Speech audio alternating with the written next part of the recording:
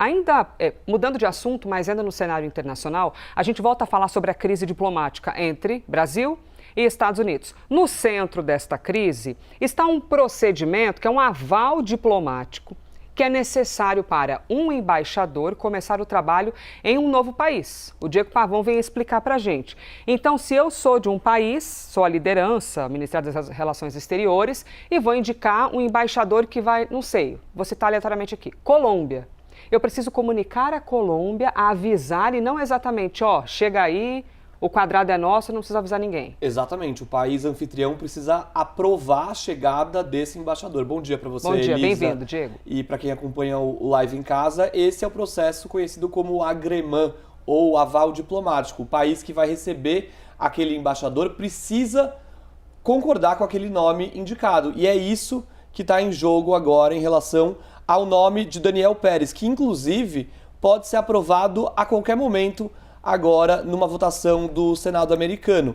Mesmo que ele seja aprovado, ele não foi aprovado pelo Brasil, então ele não deve começar os trabalhos no Brasil até que esse pedido seja aprovado, se for aprovado de fato. Mas a gente tem falado muito sobre esses termos do jargão diplomático e é importante a gente esclarecer e separar alguns deles. Existe o aval diplomático, que é esse agremã, mas também existe o visto. O visto, no caso, foi revogado, mas é o visto da Maria Luísa Viotti, que é a embaixadora do Brasil nos Estados Unidos. Os Estados Unidos concedem 3 tipos de visto para diplomatas, o A1, o A2 e o A3.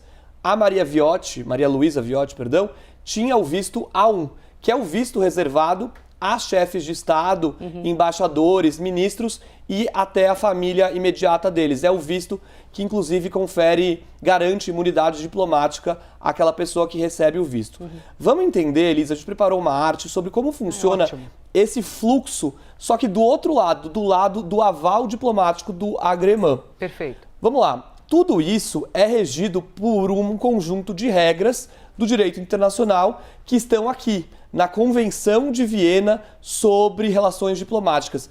Esse é o documento que é como se fosse a Bíblia, a grande constituição da diplomacia internacional. E tudo isso é regido justamente por essa Convenção de 1961.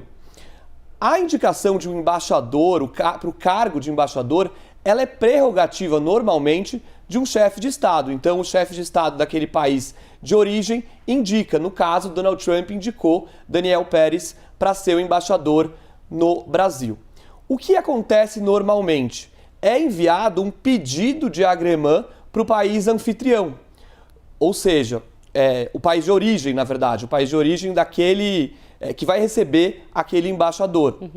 Esse pedido, e aí que os processos começam a quebrar, vamos dizer assim, esse pedido, segundo a Convenção de Viena, precisa ser feito de forma totalmente confidencial. Ou seja, ele é enviado primeiro numa carta dizendo, olha, indicamos esse embaixador para o seu país. Vocês aceitam esse nome?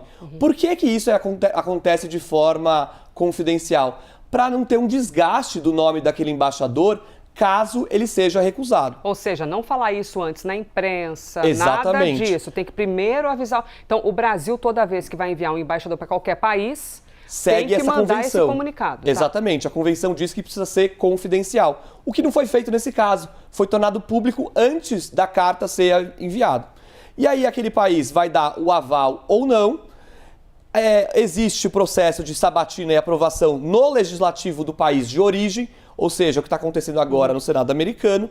Se o aval for feito, a aprovação for feita, existe a emissão do visto diplomático, que aí no caso, no Brasil se chama VDIP, que é esse visto diplomático, nos Estados Unidos se chama A1. E aí, por último, existe a formalização disso, que é quando o embaixador entrega as credenciais para o chefe de Estado. O Brasil ainda não deu o agremã, o aval diplomático, e na diplomacia internacional, Elisa, existe uma forma elegante de você recusar um nome. Sabe o que você faz? Você demora para analisar ele. É isso que está acontecendo. Muito dificilmente na diplomacia se tem um não ali definitivo. o que acontece é que o país demora para analisar, passa de 30, 60, 90 dias, aquele país que enviou o nome começa a perceber a demora e muitas vezes retira o nome e aí manda um outro nome. É uma forma elegante, uma recusa silenciosa sobre o nome do embaixador.